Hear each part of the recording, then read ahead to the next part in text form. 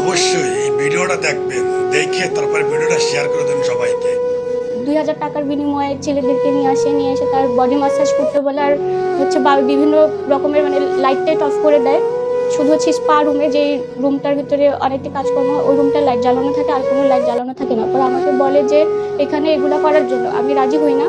আমি বলি যে না, আমি এসব কাজ করবো না, আমি আপনার চাকরি ছেড়ে চলে যাবো। উনি আমাকে ছেলেদের সার্ভিস দেওয়ার জন্য জোর করে। পরে আমি বলি যে আমি আপনার এখানে চাকরি করবো না। পরে উনি আমার একটা ভিডিও দেখছেন যে আমি দাঁড়িয়ে আছি। জি। উনি ওনার মতো করে ভয়েস দিছে যে আমি 65,000 টাকা মেকআপ চুরি করেছি, তারপরে চার্জার চুরি করেছি, হেডফোন চুরি করেছি, ঘড়ি চুরি করেছি। স্যার, এগুলো যদি আমি চুরি করে থাকি তাহলে তো এগুলো ওনার কাছে সিসিটিভি ক্যামেরা আছে। তারপরে সকালবেলা আমরা ঢুকি, রাতের বেলা বের হয়ে আমাদের ব্যাগ চেক করে, ব্যাগ চেক করার পরে ছাড়ে। তো তখন আমি যদি চোর হইতাম স্যার, তাহলে আমাকে এগুলো আইনের আওতায় দিত, বা হচ্ছে কি আমাকে অন্য কোনো অ্যাকশন নিত।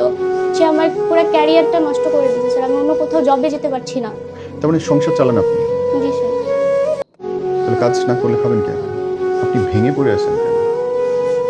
আমার তেমন স্ট্রং কেউ নাই আমার পাশে, আমাকে সাপোর্ট করবে, আমার পাশে দাঁড়াবে, যে আমাকে একটা পরামর্শ দেবে, তেমন কেউ নাই আমার পাশে। সেটা একমাত্র আমি আর আমার বাচ্চাটা আছি। আমি অনেকের আসসালামু আলাইকুম দর্শক, আপনাদের পরে এই বিচারটা দিয়ে দিলাম। আপনারা অবশ্যই কমেন্টে জানিয়ে যাবেন এই ছেলেদের আইনে আওতায় আনা উচিত কি না।